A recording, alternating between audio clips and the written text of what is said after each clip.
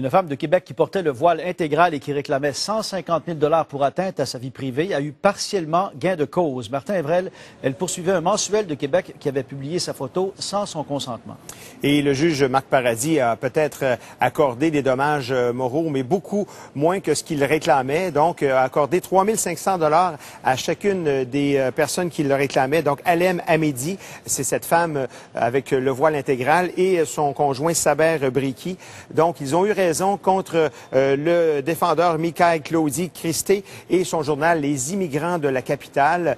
Il a reconnu que monsieur n'avait pas eu le consentement des deux personnes avant de publier leurs photos et d'écrire dans son journal le retour du voile intégral à Québec, stupeur au marché aux puces de Sainte-Foy. Alors, il considère qu'il y avait un certain dommage, mais pas plus de 3 500 $ chacun. Ils ont dit qu'ils avaient été humiliés, qu'ils avaient des craintes de sortir à l'extérieur. Donc, le juge leur accorde ce montant et je vous dirais que le propriétaire du journal a déjà annoncé qu'il porterait cette cause en appel au nom de la liberté d'expression. C'est quoi le message que j'ai eu, c'est que ça a venu du bureau de Pauline Marois, parce que Pauline Marois venait juste de rentrer au pouvoir. On se souvient 4 septembre 2012, effectivement. C'est ça. Et c'est le bureau de Pauline Marois qui aurait appelé à l'Hydro-Québec pour dire, gars, barrer ces chantiers. Okay. Puis, qu'est-ce qu'on a fait? Pour quelle raison? Est-ce qu'on vous a expliqué pour quelle raison le bureau de Pauline Marois a appelé Hydro-Québec pour dire ça? Absolument pas, Madame la Présidente. Et c'est ça que je cherchais à savoir. Pourquoi? Qu'est-ce qui m'a bloqué?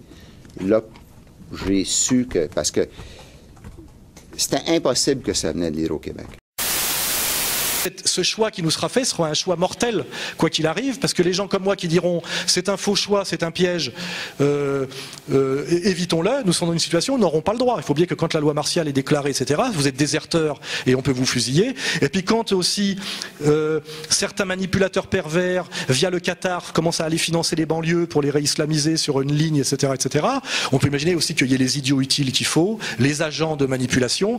Il suffit de mettre sur YouTube 2 vidéos de, comme on a bien vu, en Tchétchénie, sur le Kosovo, etc., où on voit un jeune resalafisé de banlieue avec un couteau de cuisine égorger un Gaulois de base sur YouTube. Et moi, j'ai plus qu'à aller me cacher. Hein. Je veux dire, la réconciliation nationale, plus personne n'en veut. Enfin, je veux dire, malheureusement, c'est comme ça qu'on fait. Hein. Faut pas oublier. Hein. Hier, je regardais les réactions en France, nombreuses, unanimes, pour dénoncer évidemment ce geste barbare. Hervé Gourdel, je vous le disais, qui était guide, qui a été kidnappé et qui a été exécuté. C'est le otage français, le premier otage français, après beaucoup de Britanniques. Et on voit un peu l'engrenage, c'est-à-dire par intervalles réguliers, kidnapping et exécution. Avec nous, Serge Adam, qui est un ami de Hervé Gourdel. Il le connaît depuis presque 30 ans. Bonjour, Monsieur Adam. Bonjour. Quelle est votre réaction première ce matin? Êtes-vous partagé entre la peine et la colère? La colère, surtout, la colère. Vraiment la colère. Nous sommes en guerre, c'est une guerre sale, hein, c'est ça qu'il faut dire. Il a pas été exécuté, il a été égorgé. C'est un spectacle. C'est ça qui est horrible. Et ça, c'est au nom d'une religion de tolérance et de fraternité. Ça aussi, c'est insupportable.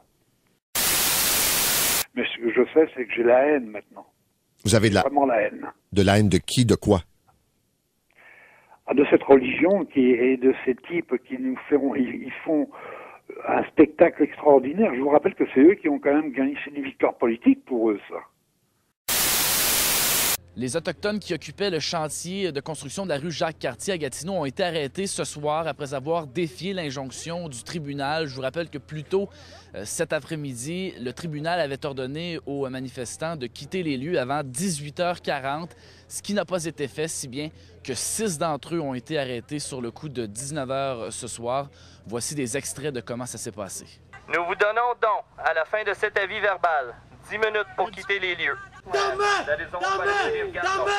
dit ça là eux! Quand t'es rendu des lois comme ça, c'est le temps de se tenir debout. On est tanné de ça. Let's go, Roger! Come on. C'est un site archéologique, tenez-vous debout! Yes, sir! 6,000 years! Voilà. Je reconnais maintenant la députée de Gouin. À vous la parole. Merci, Madame la Présidente. Je n'ajouterai pas exactement les mêmes choses que mes collègues. Elles ont déjà beaucoup et bien parlé, mais je voudrais insister sur 4 points. Le premier, saluer le travail considérable accompli par les groupes de femmes qui s'occupent des victimes de violences et d'inceste, de violences sexuelles et d'inceste. C'est extrêmement important. Pourquoi cette violence existe-t-elle tant à l'égard des femmes? Oui, dans le cas de certains agresseurs, on peut effectivement parler de détresse, de problèmes, etc. Mais comme le problème est social, il faut aussi parler d'un contexte social. Et j'aimerais attirer l'attention de mes collègues et de la population sur le fait que plus que jamais, les stéréotypes sexistes reviennent en force à l'égard des femmes. Plus que jamais, nos petites filles, nos adolescentes sont soumises très rapidement à cette idée qu'elles doivent absolument plaire et qu'elles doivent satisfaire les désirs masculins. Et malheureusement, il n'y a plus ou très peu d'éducation dans les écoles sur la question du sexisme et de l'égalité entre les garçons et les filles. Il faudra y voir. Nous avons rencontré, Christine, ce matin, 2 curieux qui ont fait le trajet Québec-Montréal pour assister au procès de Luca Rocco Magnotta. Pourquoi vous teniez absolument à être ici? C'est pour assister, c'est comme elle dit, là, en direct, là, au lieu derrière l'écran. Ça valait le déplacement? Ouais, c'est surtout pour voir en vrai, parce qu'à la télévision, c'est très différent de ce qu'on entend, ce qu'ils nous disent. Puis là, on va voir les vraies affaires, c'est tout. C'est vraiment juste ça. Si on a la chance de rentrer, on va pouvoir le voir en face à face.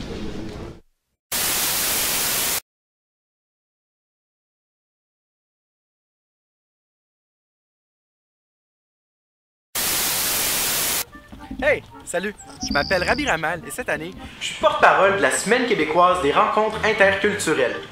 C'est quoi la Semaine québécoise des rencontres interculturelles? C'est un moment qu'on prend chaque année pour célébrer la contribution des Québécois issus de diverses communautés culturelles. Fin renard que tu es, t'as sûrement deviné que tout ça, ça dure une semaine. Et là, je t'entends déjà te demander, concrètement, c'est quoi cette semaine-là? C'est plein d'affaires. C'est plein d'activités qui sont organisées partout à travers la province. Ça peut être une visite de musée, ça peut être un repas communautaire, ça peut être des conférences. Chacun célèbre à sa façon. Tu peux même arrêter un Libanais dans la rue puis le remercier pour le hummus. Ouais, merci pour le hummus. De rien, mon chum, de rien.